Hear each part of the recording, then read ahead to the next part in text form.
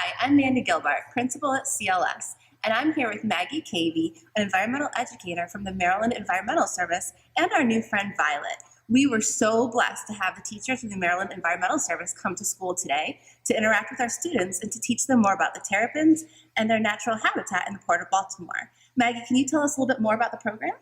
So pretty much what you said is great. We go all around the state of Maryland, bringing these terrapins to different schools and kind of sharing that information about how the port is restoring all this really precious habitat throughout the state of Maryland, like Poplar Island, where these guys are from. And they will head back there about mid-July and be reintroduced to where they were born, and just kind of connecting students to the things that maybe that's not right out their back door, but just still really powerful for them. Absolutely. So our K-2 students got a chance to observe the terrapins, and our kiddos in grades 3 through 8 actually got a chance to hold the terrapins and interact with them.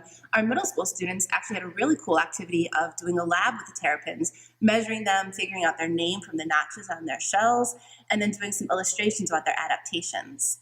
So Maggie was telling me about the opportunity for CLS to become a green school, and so that's a process that we're going to begin this summer. Can you tell us a little bit more about the application process? Yeah. So the Maryland Association of Environmental and Outdoor Education has a green school program that is for schools throughout the state, and it focuses on just integrating environment into pretty much everything that we're doing. So it can be in our reading classes, but also in our science classes. A lot of it has to do with things that you guys are already doing, like recycling and bringing speakers in like us, and then just making that next step in maybe the teachers doing professional development that is environmental oriented.